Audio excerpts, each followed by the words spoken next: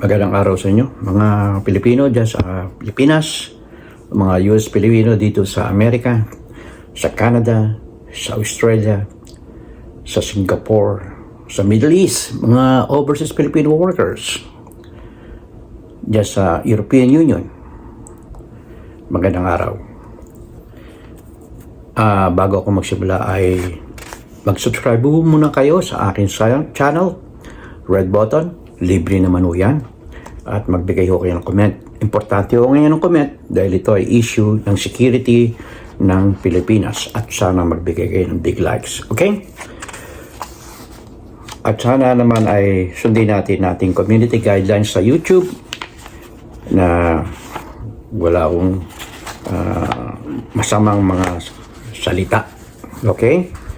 Kung hindi kayo sang-ayon, I just suggest na kayong mag-comment.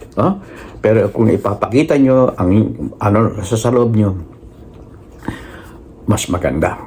Okay? Ang content natin ngayong araw na ito ay sa mga tulad ng aktor na Pilipino, aktor politiko na Pilipino na inaatake ang presensya ng Amerika dyan sa Pilipinas. Imbis na appreciate. Ngayon, binangga na tayo ng mga barko ng China. Ang kanilang malaking barko na Coast Guard, binangga. At mga militia ship, inipit, maraming barko. Pinaligiran ng ating dalawang barko ng Coast Guard at yung dalawang barko na maliliit na barko na para makarating doon sa Ayungin Shoal kasi mababaw na yan na kailangan parating merong maliliit na barko na barko. Yung isa hindi nakarating dahil talagang inipit ng China Yung isa nakarating. So that's good pa rin. Okay? Ikaw, Senator Robin Padilla, ano masasabi mo ngayon na ikaw ay pro-China? Masama ang loob mo dahil hindi ka tinanggap dito sa Amerika. US visa denied ka, Senator Robin Padilla. Naman natin bansa. Hindi porket marunong ka mag-English, hindi ka na Pilipino.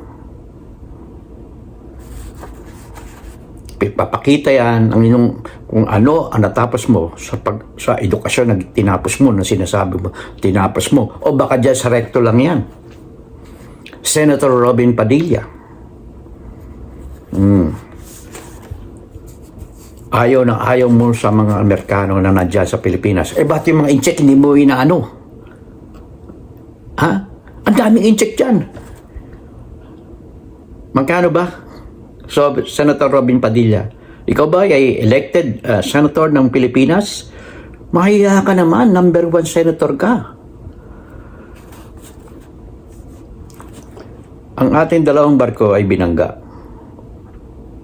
Kaya lang medyo minor kasi yung isang barko ng China talagang sinadya. Biro mo naka-ready na yung bumper. May bumper Talagang ganun talaga gagawin nila. Paano kung lumubog? Giyera talaga yan. Giyera na talaga. At mapasok na dyan ang Amerika. Pero ngayon, ito na mismo. Binangga. It's an act of war. Dapat ang mga Pilipino ay kumibo kayo. Mga Pilipino, dapat kumibo na kayo. Ang Amerika, kumibo. Lalo na. Ang Canada, o mga Pilipino-Canada, kumibo naman kayo dyan. Dito sa Amerika, ganun din. Kalimutan muna natin ang politika. Kailangan, kung Pilipino ka, Pilipino ka. Kahit sa manda ko ng mundo. Huwag niyo sabihin ng mga Pilipino dyan sa Pilipinas na kami ay nararito. Huwag niyo sabihin na huwag kaming makialam. Marami kaming pinapadalang pera dyan sa Pilipinas. 13 billion as of 2022 last year. Malaking bagay yan. Bakit? Pag nagpadala ang mga Pilipino rito, syempre gagastos yan. Bibili sa mga grocery, sa mga sari-sari store, magpapagawa ng bahay. Sino nakikinabang? Pilipino. Nagbayad ng utang sa bangko. Sino nakinabang? Economy, banking, commerce. Yung mga produkto na gawa dyan, bibilin. Padala ng padala ang mga Pilipino rito. $13 billion. Yan. Ito ay challenge sa lahat ng mga Pilipino dyan sa Pilipinas. Na kumibu kayo, hindi kay pipi. Magsalita kayo. Suportahan nyo ang Armed Forces of the Philippines. Kawawa naman sila. Mga sundalo natin, kawawa. Binubuli. Kayo, tahimik lang.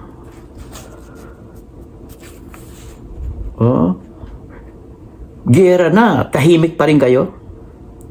Ipakita nyo kayo mga Lenny. Mura kayo ng mura sa Facebook. Binabatikos nyo ang ating presidente. Ito ngayon, ang ating presidente ang nagtatanggol sa bayang Pilipinas. At kayo, tahimik. Pipi ba kayo? Ipakita nyo ang pagkakaisa natin. Sa pagkakataon to, kailangan magkaisa. Okay? So, tayo magkita-kita uli sa susunod na vlog ko. In God we trust, never hold your peace.